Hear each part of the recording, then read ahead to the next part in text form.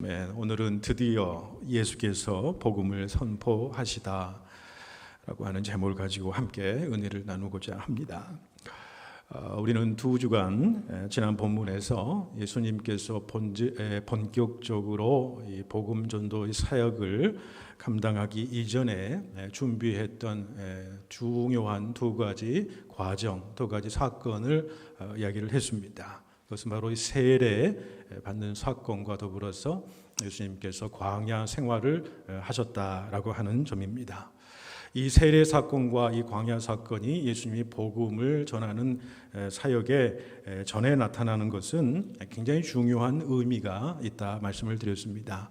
이 세례 사건과 이 광야 사건 모두는 예수님께서 이 땅 가운데서 이루실 놀라운 일들, 특별히 육신의 옷을 입고 이 땅 가운데서 행하실 아버지의 놀라운 일들을 미리 예표해 주는, 미리 상징해 주는 그런 사건이었다라고 하는 사실을 말씀을 드렸습니다. 자, 이제는 오늘 이제 본문부터는 예수께서 이 본격적으로 복음을 전하시는 복음 전도 사역을 감당하시는 장면을 우리가 보게 됩니다. 14절에 보시면은 요한이 잡힌 후 예수께서 갈릴리에 오셔서 하나님의 복음을 전파했다. 복음 전파가 이제 본격적으로 갈릴리로부터 시작되는 것을 말씀해 주고 있습니다. 그리고 그 다음 절 15절의 내용 보십시오. 이건 복음 전파의 내용, 복음 전파의 내용입니다. 한 줄로 되어 있지만은 굉장히 중요한 그 내용을 담고 있습니다. 여러분 화면을 보시고 15절을 다시 한번 읽겠습니다. 15절 시작. 이르시되 때가 찼고 하나님의 나라가 가까이 왔으니 회개하고 복음을 믿으라 하시더라. 아멘. 이 짧은 한 문장이지만 여기에 예수님께서 말씀하신 복음이라는 것이 무엇이냐? 그 복음의 내용과 그 핵심 메시지가 이 한 절 가운데에 잘 나타나는 것을 보게 됩니다. 이 복음의 내용, 예수님이 선포하는 복음의 내용이 무엇인가? 이 한 절에서는 세 가지로 이야기한다고 생각을 합니다. 첫 번째로 우리가 꼭 이해하고 또 우리가 묵상하고 넘어갈 것은 예수님께서 선포하신 내용, 때가 찼다라고 하는 말씀. 두 번째, 하나님의 나라가 가까이 왔다라고 하는 말씀. 마지막으로는 회개하고 복음을 믿으라라고 하는 말씀. 이 짧은 한 문장에 있는 세 구절이지만은 이 한 구절 한 구절만 해도 설교 하나씩, 설교 한 편씩을 감당할 수 있는 굉장히 중요한 내용들, 복음의 핵심적인 내용들이 이 한 절 가운데 들어있다라고 하는 사실입니다. 먼저 우리는 예수님께서 선포하신 내용 중에 때가 찼다라고 하는 말의 의미를 먼저 살펴보기를 원합니다. 먼저 여기서 예수님께서 말씀하신 때란 무엇인지 잘 이해할 필요가 있습니다. 때와 시간을 나타내는 헬라어에는 두 가지 단어가 있습니다. 크로노스와 카이로스라고 하는 단어가 때, 시간이라고 하는 똑같은 뜻의 단어입니다. 그러나 그 의미는 좀 다르지요. 우리가 아는 크로노스, 이 때, 이 시간, 이 크로노스라고 하는 것은 과거, 현재, 미래로 흘러가는 물리적인 시간, 순차적으로 흘러가는 그 시간을 의미하는 것입니다. 우리가 연대기라고 이야기를 하죠. 크로니컬스, 역대기 하면은 이런 이 순차적인 시대의 흐름에 따라서 기록해 놓은 글들이다라는 것입니다. 과거, 현재, 미래로 흘러가는 인간의 시간을 크로노스 시간이다 그렇게 이야기합니다. 그러나 때와 시간에는 또 다른 헬라어 단어가 있는데 바로 카이로스라고 하는 단어가 있습니다. 이 카이로스는 인간에게 있는 시간대를 의미하는 것이 아닙니다. 하나님의 정하신 때, 시간을 의미합니다. 우리 물리적인 시간에 구애받지 않는 초월적인 존재의 시간을 카이로스라고 부릅니다. 그러니까 인간의 시간이 아닌 하나님의 결정적인 시간을 의미하는 것이 바로 이 카이로스라고 하는 단어입니다. 그런데 예수님께서 오늘 때가 찼다라고 선포하실 때 그 때라고 하는 것은 인간의 시간이 아닙니다. 크로노스가 아니라 바로 카이로스를 말하고 하는 거예요. 그 때가 찼다. 하나님의 때, 하나님의 결정적인 순간이 이제 찼다라고 하는 거예요. 찼다라고 하는 헬라어의 표현을 보시면은 어떤 뜻이 있냐면 물을 그릇에 넣습니다. 발콸콸 붓는데 그 물이 아구까지 차 흘러 넘치도록 이제 있는 그 상태, 그렇게 충만하게 있는 상태를 가리키는 단어가 찼다라고 하는 단어입니다. 그러니까 하나님의 결정적인 때라는 거예요. 하나님의 놀라운 구원의 역사. 하나님께서 구약의 선지자를 통해서 하나님께서 천지 만물을 창조하시고 그 이후로부터 이미 계획하시고 예비하신 하나님의 놀라운 구원의 구속의 놀라운 역사, 그 역사가 예언하신 대로 이제 그 때가 꽉 차서 내 앞에 있다. 이 찼다라는 표현이 완료형입니다. 드디어 그 때가 내 앞에 꽉 차 왔다라고 하는 말씀이에요. 그게 무슨 말씀입니까? 예수 그리스도 안에서 시작된 하나님의 구원의 역사를 이야기를 하는 거예요. 지금 너희들이 보는 나로부터, 예수 당신으로부터 이제 하나님의 놀라운 구원의 역사가 이루어질 하나님의 결정적인 구원의 순간이 이르렀다라고 하는 말씀이 때가 찼다라고 하는 그런 말씀이죠. 그러면 좀 더 구체적으로 하나님의 때가 되었다라는 것을 조금 더 무슨 의미인지 살펴보지요. 여러분, 우리가 살아가는 시간의 흐름, 시간이 있잖아요. 인간이 살아가는 그 시간, 여러분 이 시간도 하나님의 창조물입니다. 하나님이 창조하신 시간이에요. 여러분, 하나님은 창조물 가운데 계시는 갇혀 있는 분이 아니십니다.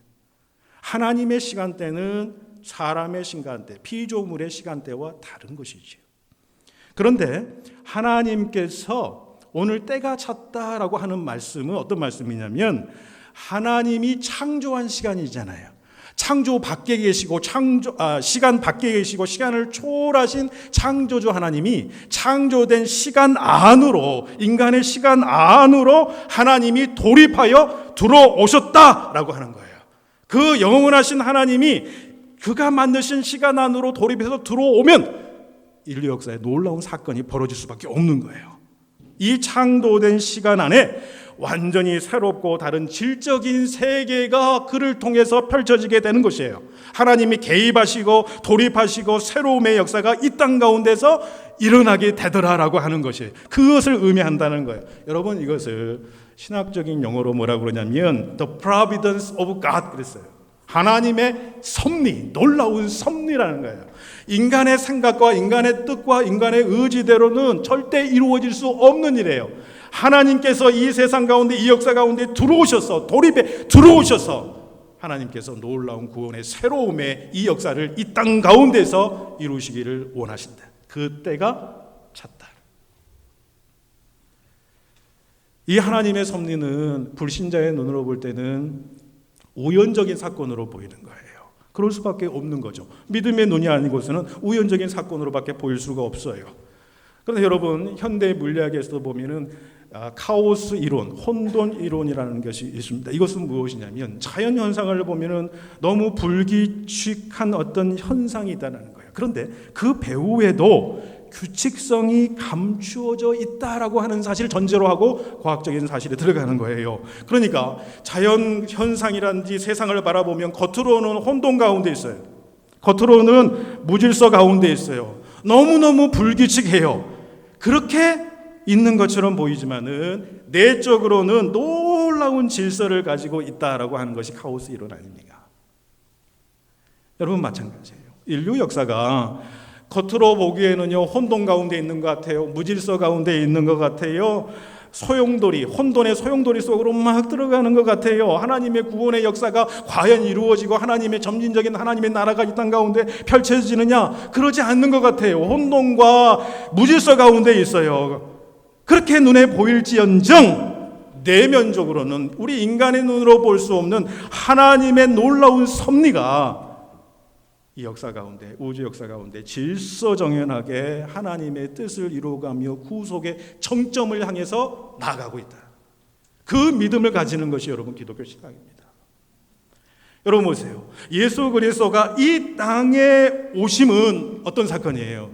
하나님의 카이로스예요. 하나님의 시간, 영혼의 시간이 이 땅 가운데, 크로노스, 인간의 시간 가운데 돌입하여 들어온 사건이다, 그렇게 말씀을 드렸지요. 그러니 예수께서 때가 찼고 라고 하는 말씀은 당신이 하나님의 섭리로 이 땅 가운데 내려왔다라고 하는 말씀이에요. 그러므로 말미암아 이제 완전히 나를 통해서 하나님이 보내신 자, 독생자 아들 나 예수 그리스도를 통하여서 전혀 다른 세상, 새로운 세상, 새로운 구속의 역사가 이루어졌다를 선포하는 것, 이게 뭔지 아세요? 이게 복음이라는 거예요. 그게 복음이라는 거예요.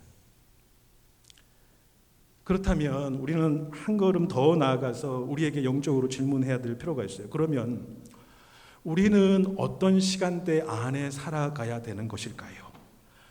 우리의 현재의 시간을 우리가 날마다 삶을 살아갑니다만 이 현재의 시간을 정말 의미 있게 살아가는 것은 무엇으로 가능할 것인가? 신앙인은 어떤 시간대에 살아가는가? 가야 하는가? 의미 있는 과거의 사건이 오늘과 오늘의 나의 삶과 연결시켜 되어지고 미래로부터 오는 새로움의 놀라운 역사를 오늘의 시간에 담으려고 한다면 우리는 크로노스의 시간에 머물러서는 안 됩니다. 인간의 시간이 아니라 카이로스의 시간 안에 머물러야 가능하다. 근데 이 카이로스의 시간은 인간의 시간이 아니라 하나님의 영혼의 시간을 의미하는 거예요. 우리는 그 영혼의 시간을 담지할 수 없어요. 그러나 가능한 방법이 있어요. 무엇이에요? 우리가 하나님 안에, 그 관계성 안에 우리가 거하게 될 때 우리는 그 카이로스의 시간 안에 살아가게 되더라는 거예요. 하나님과의 관계성 안에 살아가는 사람, 하나님 안에서 어떻게 돼요? 과거의 사건이 지금 나에게 의미 있는 사건으로 다가오게 하는 것은 하나님의 카이로스의 시간 안에 성령의 역사와 더불어서 우리에게 이루어지는 거예요. 우리가 하나님 안에 거할 때에 2000년 전에 이루어진 예수님의 십자가와 부활 사건이 바로 오늘날 나의 사건이 된다.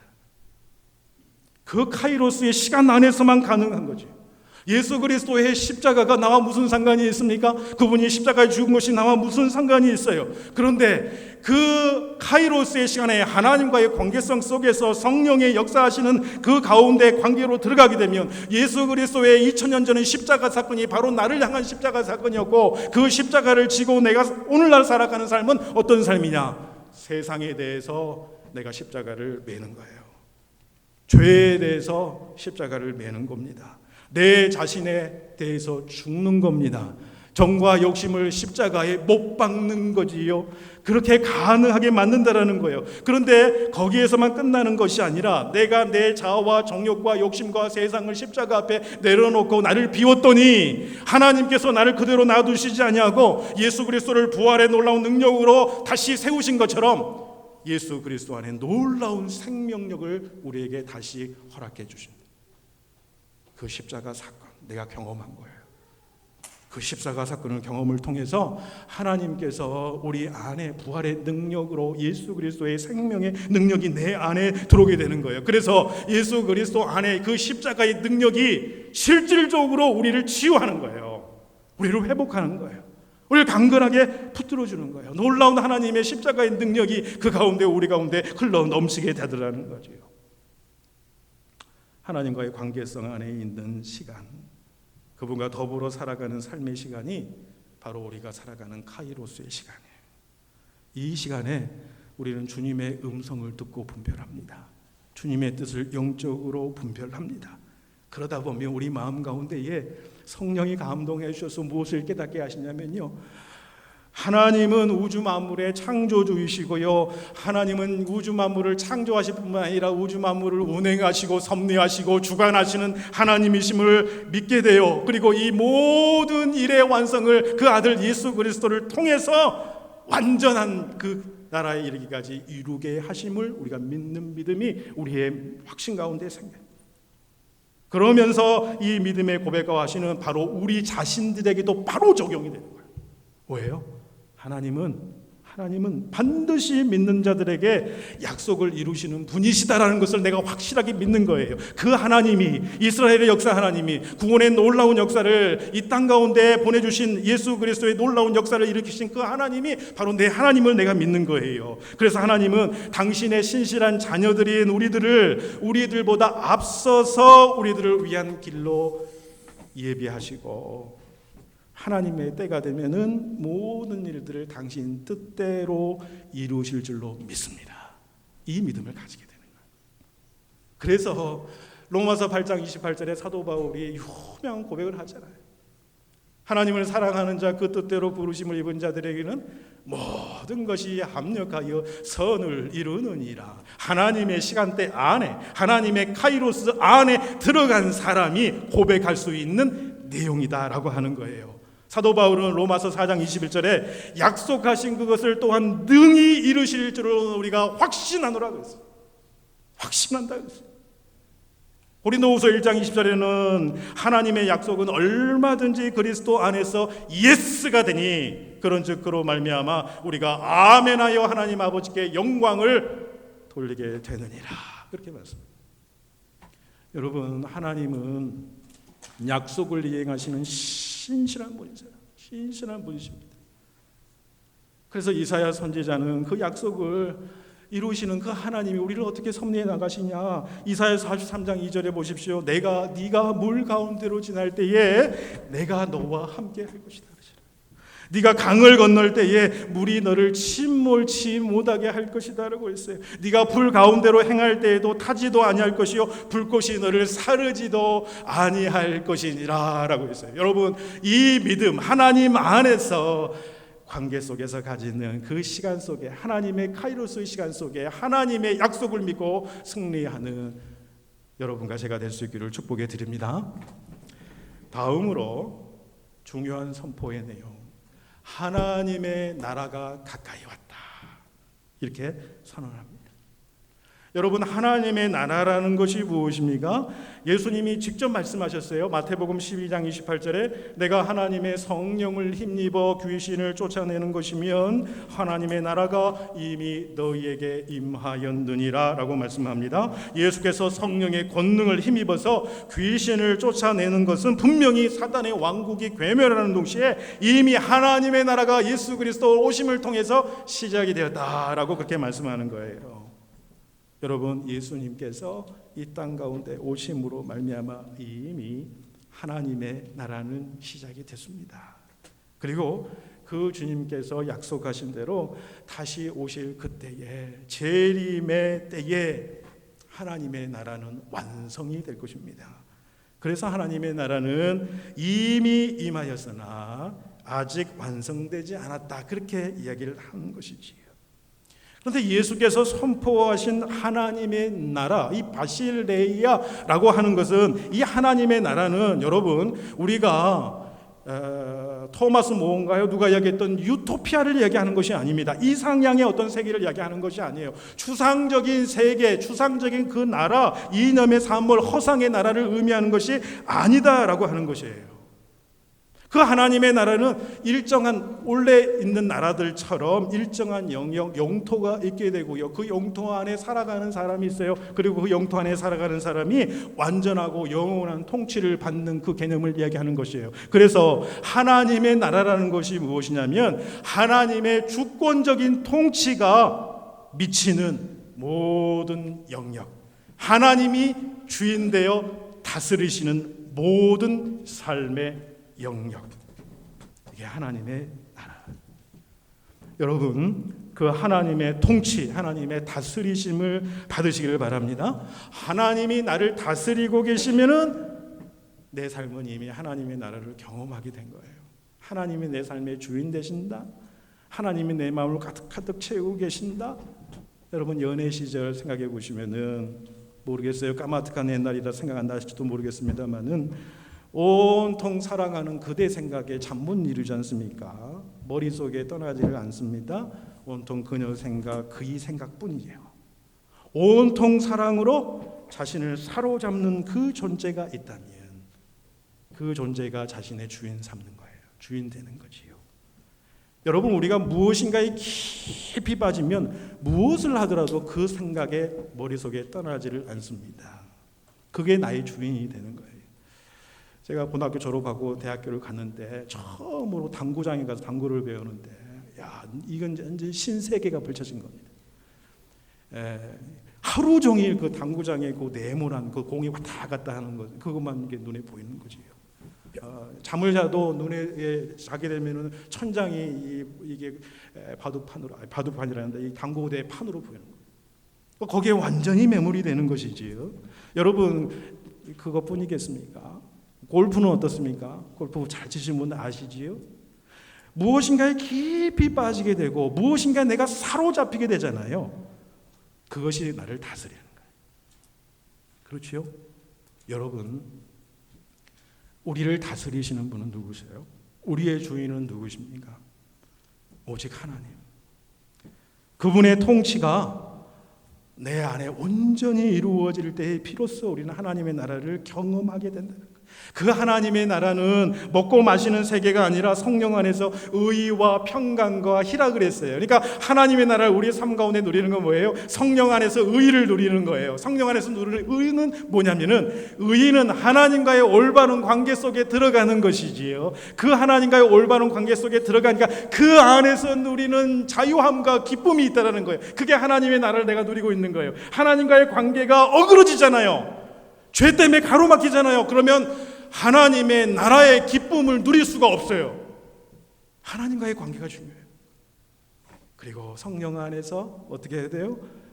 성령 안에서 평강을 누린다고 그랬어요. 하나님과의 올바른 관계가 있는 사람은요, 반드시 수평적으로 사람들과의 평화의 관계를 가지게 되어 있는 거예요. 사람들과 사람 사이에 올바른 관계, 조화로운 상태로 살아가고 화평케 하는 자로 살아갈 때에 내 심령 가운데 하나님의 나라의 그 기쁨을 누리게 되더라는 것이지요. 그리고 성령 안에서 누리는 기쁨이라고 그랬습니다. 이 기쁨은 외부에서 자극에서 주는 기쁨이 아니라 내 존재 가운데 예수 그리스도가 충만해짐으로 얻을 수 있는 존재의 기쁨이에요. 누구도 앗아갈 수 없는 그 기쁨이 되는 것이지요. 이게 여러분, 하나님의 나라를 누리며 살아가고 경험하는 삶이라는 거예요. 여러분, 한번 생각해 보세요. 하나님께서 그 천지 만물을 창조하시고 완성하실 그 하나님께서 나를 완전히 통치하시고 나를 완전히 다스리시게 되신다면, 여러분, 더 이상 내게 있는 문제는 문제가 아닐 거예요. 내가 다스려야 될 문제가 아닌 거지요. 왜요? 그 문제보다 더 크신 분께서 나도 다스리고 그 문제도 다스려 주시는 거예요. 그 다스림의 역사가, 그 하나님의 나라의 평강이 여러분 가운데 흘러넘치기를 바랍니다. 마지막으로 회개하고 복음을 믿으라 라고 말씀합니다. 이 회개하라 라고 하는 단어는 원어로 볼 때 메타노이아라고 하는 단어가 쓰입니다. 여러분, 회개하라, 이게 여러분 무슨 뜻입니까? 뉘우쳐라, 가슴을 치고 뉘우치고 눈물을 흘리고 돌아서라, 눈물을 흘리라, 그런 뜻인가요? 이 메타노이아는 회개하라는 그런 의미가 아닙니다. 메타노이아는요, 삶의 방향을 틀어라는 거예요. 바꾸라는 것입니다.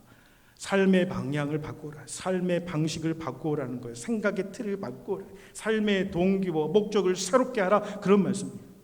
하나님의 나라가 가까이 왔으니 회개하고, 그렇게 말씀하잖아요. 이 말씀은 무슨 말씀이냐면, 이 두 구절을 합쳐서 설명해 보면은, 하나님의 나라가 가까이 왔다는 것을 아까 어떻게 설명했습니까? 하나님의 나라가 임했다는 것은 다른 말로 메시아이신 그분, 우리들의 영원한 왕이시요 유일한 선지자이시요 큰 대제사장이신 하나님의 아들 예수 그리스도가 이 땅 가운데 오셨다라는 거잖아요. 오셨다는 거예요. 그게 예수 그리스도 나다.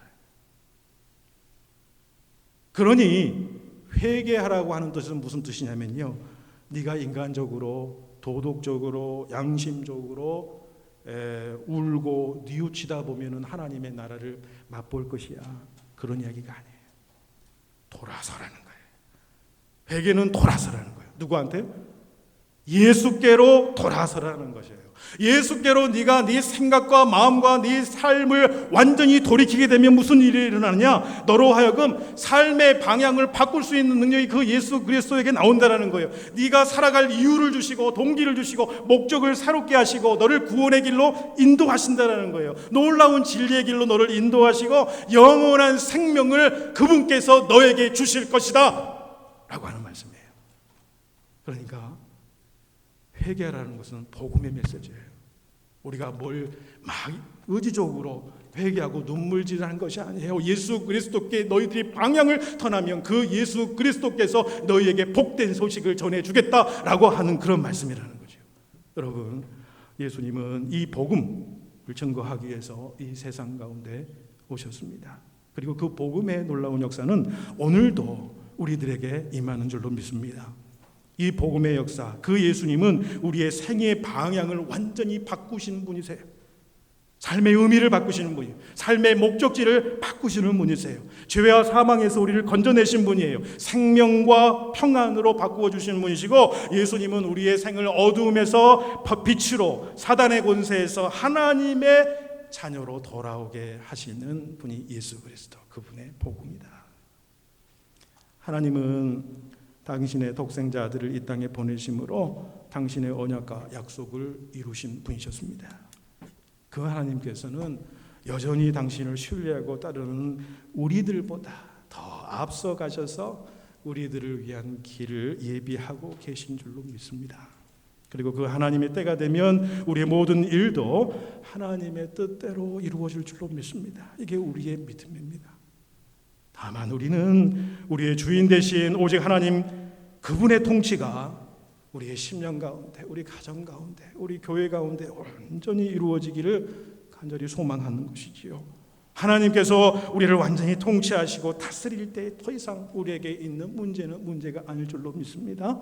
우리의 삶의 한복판에 성령 안에서 누리는 의와 평강과 희락이 넘치는 그 하나님의 나라의 영적인 축복이 여러분의 삶 가운데 흘러 넘치기를 간절히 축복해 드립니다. 기도드리겠습니다.